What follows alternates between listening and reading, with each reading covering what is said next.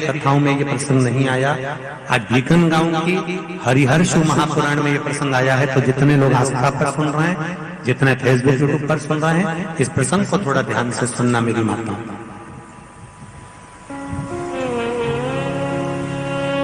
बहू ने अपने ससुर से कहा, पिताजी मैं कार्तिक के महीने के स्नान का नियम तो ले लेती हूँ। मैं कार्तिक के महीने, कोई माता कार्तिक के स्नान का नियम लेती है, कोई माघ महीने का स्नान का नियम लेती है, कोई चैत्र महीने के स्नान का नियम लेती हैं, कोई फागुन का लेती हैं, कोई बैसाख महीने के स्नान का नियम लेती हैं। कई माताओं की आदत रहती है, कई पुरुषों की आदत रहती है कि मैं एक महीने तक कार्तिक का स्नान करूंगी। पर वो कार्तिक के स्नान में कुछ दिन ऐसे आ जाते हैं कि उसमें रजस्वला धर्म आ जाता है।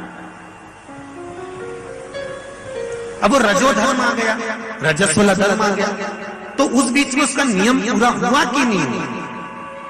उस बीच में वो 5-7 दिन जो स्नान के लिए नहीं गई, पूजन नहीं करी, तुलसी को जल नहीं चढ़ाया, शालिग्राम जी का पूजन या ठाकुर जी का श्रृंगार नहीं कर पाई, तुलसा महारानी का गीत नहीं गा पाई, तुलसी जी का दीप नहीं लगा पाई, तो उसको कार्तिक के महीने का, क्योंकि ये रजस्वला धर्म तो प्रत्येक महीने आना,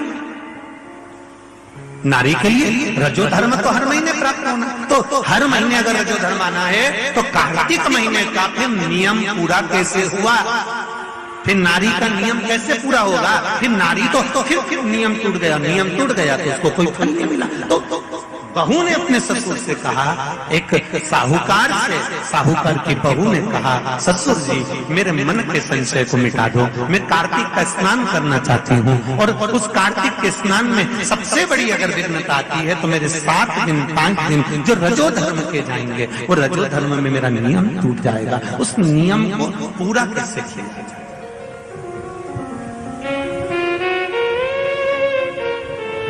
वो नियम पूरा कैसे होगा? कार्तिक के महीने का स्नान करने वाले जरा ध्यान देंगे, चाहे बैसाख स्नान करें, चाहे माघ का स्नान करें, मेरी माताओं का रजो धर्म 7 दिन 1 महीने के अंदर आ ही जाता, और आया तो वो नियम टूटा। उस नियम को पूर्ण कैसे करा जाए? कहा, साहूकार ने कहा कि बहू मैं इतना विद्वान तो नहीं हूं, ज्ञानी तो नहीं हूं, पर मैं मेरे गुरु से इस बात को स्मरण कर कर आऊंगा। अब बहू को कार्तिक का महीना आ रहा है, कार्तिक के महीने का उसको इंतजार था, वो इंतजार में बैठी है। मात्र कार्तिक आने में 8 दिन बचे थे। अब देखिएगा जरा, आप में और बहू में क्या अंतर है। कार्तिक के महीने आने में 8 दिन बचते हैं तो आप पुताई चालू कर देते हो। बोलो सही है कि गलत है? कार्तिक आने में, दिवाली आने में जब 8-15 दिन रहते हैं तब तुम पुताई चालू कर देती हो, सफाई चालू कर देती हो, ये काम चालू कर देती हो, वो काम चालू कर देती हो, सारे काम तुम्हारे कार्तिक का महीना आने के समय पर चालू हो जाता है। और बहू सफाई नहीं पूछ रही, साफ सफाई पर ध्यान दे रही है, पर ऐसा नहीं कि साफ सफाई नहीं कर रही, पर उसका ध्यान वही कार्तिक के महीने के स्नान में लगा हुआ है। आज बहू 8 दिन बचे और बहू का भोजन छूट गया, उसका भोजन नहीं, भाई मिला अंदर जाए। किसी चीज को पाने की जब तमन्ना होती है ना, तो खाना पीना छूट जाता है। ये नागेश्वर मंदिर महिला मंडल से पूछ ले, बहू की नींद चली गई, उसको भोजन नहीं भागा, नींद गई, भोजन भाया, बड़ी दुखी। साहूकार को कोई मिला या ना मिला, इस बहू की आंख का अश्रु तुलसी के क्यारे के पास गिर गया। तुलसी के क्यारे के पास आंसू गिरा, अश्रु गिरा। महाराज अब बहू की आंख का अश्रु झलका, तुलसा महारानी की कुछ कृपा, देवर्षि नारद ने एक साधु का रूप धारण कर, साधु का रूप धारण करता देव ऋषि नारद जिस मार्ग से साहूकार जा रहा था उसी मार्ग पर एक वृक्ष के नीचे जाकर बैठ गए।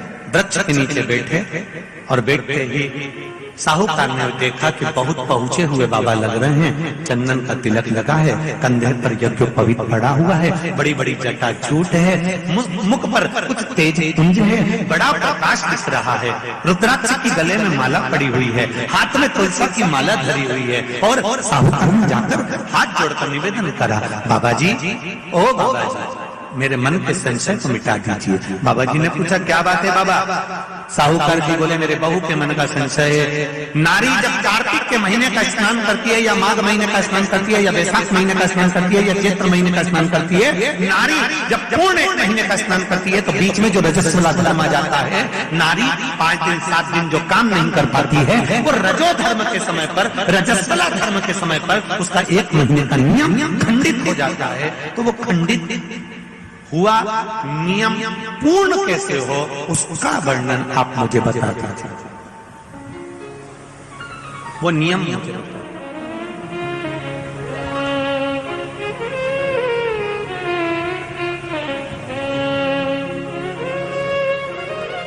संत के रूप में बैठे हुए देव ऋषि नारद, श्रीमन नारायण, श्रीमन श्रीमन 7 बार देव ऋषि नारद ने नारायण नारायण नारायण नारायण कहा। कहने पर देव ऋषि नारद ने बोला, सुनो साहूकार जी, सुबह के समय पर जब आपकी बहू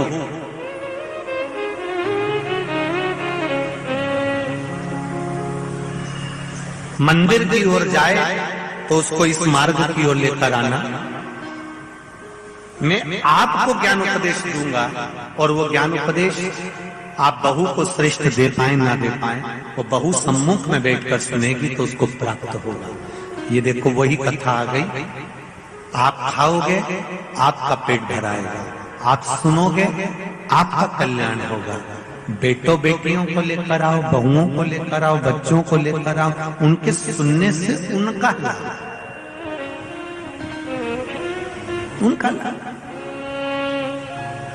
साहूकार घर गए, बहू से कहा, बेटा एक संत अपने गांव में आए हुए हैं और वृक्ष के नीचे बैठे हुए हैं, चलो आप चलकर उनसे अपने प्रश्न को कर लो। बहू ने भगवान का नाम लिया, स्मरण करती हुई बहू पहुंची और बहू ने जाकर तुरंत हाथ जोड़कर निवेदन किया, बाबा जी 1 महीने तक नारी कार्तिक का स्नान करती है, 1 महीने तक नारी माघ का स्नान करती है, 1 महीने तक नारी वैशाख का स्नान करती है, 1 महीने तक नारी चैत्र का स्नान करती है, बीच में अधिक मास का स्नान करती है। उस बीच में नारी का जो रजो धर्म आ जाता है, रजस्वला धर्म आ जाता है, उस समय पर नारी का जो करा हुआ व्रत है 1 महीने का, वो खंडित हो जाता है। उस व्रत की पूर्णता कैसे मानी जाए? तो उस समय पर देव ऋषि नारद जो संत के वेश में थे, उन्होंने कहा कि बहू एक काम करो, पुत्री कार्तिक महीने के पीछे के जो 5 दिन 7 दिन पचवीगन के होते हैं, अगर नारी का रजस्वला धर्म बीच में आ जाता है तो पीछे के 5-7 दिन में से अगर 1 दिन भी नारी ब्रह्म मुहूर्त का स्नान कर सुबह का स्नान कर तुलसी में दीप प्रज्वलित कर देती है तो उसके बीच का जो खंडित भाग है वो समाप्त हो जाता है, उसे पूर्ण फल की प्राप्ति। अब फिर सुन लीजिए अच्छे से, अगर मान लो वो पचवीगन में ही नारी का रजो धर्म आ गया तो बहुत बहुत ध्यान से सुनना, ये कथा हरिहर शिव महापुराण की कथा जो भीकन गांव वालों को मिली है, संपूर्ण विश्व के कल्याण के लिए बहुत ध्यान देना। हर नारी का प्रश्न है, प्रत्येक नारी के प्रश्न ये सम्मुख में रहता है। मान लो आपने कहा कि रजो धर्म आ गया मध्य में, तो आप पीछे के 5 दिन स्नान करो। वो 5 दिन में अगर रजो धर्म आ गया फिर शिव महापुराण की कथा कहती है, घर में रहने वाली कोई कुंवारी कन्या, घर में रहने वाला कोई पुत्र, घर में रहने वाला पति, घर में रहने वाली सास, घर में रहने वाली कोई सौभाग्यवती नारी, जेठानी, ननंद, देवरानी या घर में रहने वाला कोई पुरुष अगर बाहर स्नान करने नहीं भी जा सकता, ब्रह्म मुहूर्त में प्रातः के समय पर यदि तुलसी में एक दीप और एक संध्या के समय पर दीप लगा देता है तो भी नारी का नियम पूर्ण हो जाता है। वो नियम खंडित नहीं, वो नियम खंडित नहीं। क्या 5 दिन के स्नान का फल है? हाँ, और तुझे मौका मिलेगा तो तुझे समझ में आएगा। देवर्षि नारद ने बस इतना कहा, उसका फल क्या है तुझे मौका मिलेगा जब मालूम पड़ेगा। तब बहू को समझ में नहीं आया कि आखिर ये सब क्या कहा। देवर्षि नारद कहकर चले गए। साहूकार की बहू रोज प्रातः का कार्तिक का स्नान करने लगी। कार्तिक का स्नान रोज बहू करती, रोज ब्रह्म मुहूर्त में स्नान कर आती। बहू को नहीं मालूम कि नगर के राजा का लड़का युवराज अपनी पत्नी के साथ स्नान करने आता है। राजा और रानी भी स्नान करने आते हैं, युवराज अपनी धर्मपत्नी के साथ स्नान करने आता है। आज युवराज को बड़ा बुरा लगा। युवराज ने देखा कि मैं घाट पर नहाने के लिए आता हूं, पर यह घाट गीला कैसे हो जाता है? मतलब मेरे स्नान के पहले कोई स्नान कर रहा है, मेरे स्नान के पहले कोई स्नान कर रहा है। मुझे ऐसा लगता है जरूर कोई ना कोई आता है। युवराज ने, राजा ने अपने नगर के सैनिकों से बोला, पता लगाओ कि सुबह स्नान करने कौन आता है। सैनिक लगते उससे पहले ही साहूकार की बहू स्नान कर कर चली जाती। दिखाई नहीं दिया, समझ नहीं आया। आखिरी के 7 दिन बचे थे, 8 दिन बचे थे। राजा के दूत ने फिर युवराज ने कहा, मुझे पता लगा कर बताओ फिर मेरे स्नान के पहले कौन स्नान करता है, घाट को गीला कौन कर देता है। क्रोध में आकर कहा, मालूम नहीं पड़ पाया। एक दिन रानी को, इस साहूकार की बहू को मालूम पड़ा कि युवराज मेरा पता कर रहा है, मेरा पीछा कर रहा है। तो बहू ने तुरंत सुबह जल्दी स्नान करा और भागी। भागते समय उसके गले की माला और पांव की एक मोजड़ी छूट गई। माला और मोजड़ी छूट गई। माला मोजड़ी छूटी, चली। राजा को वो माला मोजड़ी मिल गई। उसने मन में विचार करा, मोजड़ी इतनी सुंदर, माला इतनी सुंदर, तो जो इसको पहनती होगी वो कितनी सुंदर होगी। राजा ने अपने दूतों से कहा, जाओ, जिसकी ये मोजड़ी और माला है इतनी सुंदर है तो वह नारी कितनी सुंदर होगी, उसको 5 रात्रि मेरे पास में लेकर आ। उसको मैं 5 रात्रि अपने यहाँ रखूंगा। शब्द सुना, खबर पूरे गांव में लग गई। साहूकार की बहू के कानों में भी शब्द पहुंच गए। कार्तिक का महीना चल रहा था तो बहू ने भी कह दिया, मैं राजा के यहाँ पर 5 रात्रि रहने को तैयार हूं, पर शर्त मेरी एक है, ब्रह्म मुहूर्त का स्नान करते हुए अगर राजा मेरे को मुख देख लेगा तो मैं उसके यहाँ रह लूंगी। सुबह का कार्तिक का स्नान कर कर जब मैं निकल रही हूँ और राजा का पुत्र मुझे देख ले तो मैं रहने को तैयार हूँ, नहीं तो मैं नहीं रह सकती। राजा ने अभी एक पक्षी, जो पाला हुआ पक्षी था, उस पक्षी को पेड़ पर बिठा दिया और कहा, जैसे ही रानी स्नान करने आए उसी समय पर तू बोल देना, मैं दौड़ कर जाऊंगा और इस रानी, इस साहूकारनी का दर्शन कर लूंगा।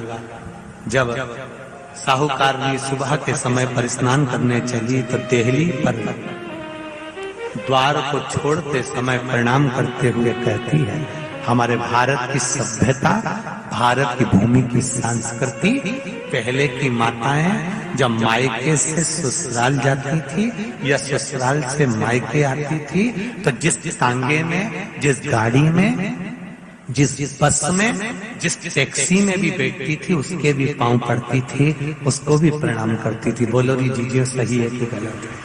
ये भारत की सभ्यता है, ये भारत का संस्कार है, ये भारत की भूमि की मर्यादा है।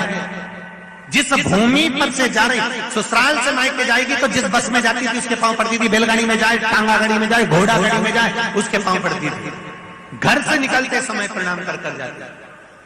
उसने अपने द्वार को प्रणाम किया और द्वार प्रणाम कर कर जा रही है और कहती हुई जा रही है, हे तुलसा महारानी, हे गंगा मैया, हे दामोदर भगवान, ऐसी कृपा करना मैं स्नान कर कर जाऊं तो राजा के लड़का नींद में भरचक सो जाए, ऐसी कृपा कर देना। तोता बोलता रहा, राजा का लड़का सोता रहा। पहला दिन निकल गया। दूसरे दिन राजा के लड़के के मन में प्रश्न आया कि मैं तोते से पूछूं, क्यों रे तोता, क्या वो साहूकार की बहू नहीं आई थी? आई थी, स्नान करके गई, तो मैं जग नहीं पाया। उसने विचार करा, कुछ ऐसा काम करता हूं, पुड़िया में लेकर बैठ गया मिर्ची, रात्रि को डाल ली आंख में, रात भर नींद नहीं आएगी। साहूकार ने फिर चली, द्वार को छोड़कर प्रणाम करा, दरवाजे को प्रणाम कर कर, द्वार को पूजन कर कर, जब प्रणाम कर कर चली तो निवेदन कर कर चली, हे द्वार देवता, राजा के लड़के को सुला देना। ये स्कंद पुराण की बात शिव महापुराण में भी लिखी गई। पशुपति व्रत में एक नियम है, जब मंदिर में दिया लगाकर जाते हो तो घर के दरवाजे के राइट सीधे हाथ पर दिया लगाते हो। बोलो सही है? सीधे हाथ पे दिया लगाने का महत्व क्यों है? क्योंकि हम मंदिर से चलकर जब आते हैं, अपने घर के सीधे हाथ की ओर जब दिया लगाते हैं तो भगवान से निवेदन करते हैं कि मेरा ये द्वार है और आपके भरोसे पर है, आपको संभालना।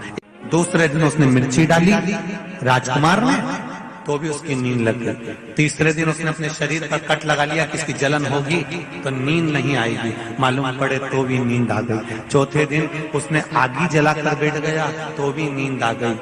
पांचवें दिन भी उसको नींद आ गई। 5 दिन तक उस साहूकारनी का मुख नहीं दिखा। राजकुमार घर चले गया, गुस्से में लाल हो गया, शरीर में कुछ रोग हो गया, शरीर कोड़ी हो गया, टपकने लगा, खाल गलकर गिरने लगी। राजा को चिंता लग गई, मेरा इकलौता लड़का और उसकी शरीर की काया बिगड़ गई, उसकी काया समाप्त हो। साहूकार की बहू को नहीं मालूम, साहूकार की बहू तो अपनी भक्ति में, अपने स्मरण में, अपने आनंद में लगी हुई थी, उसको मतलब नहीं, वो तो अपनी अलमस्तता में, अपनी मस्ती में लगी, अपने भजन में।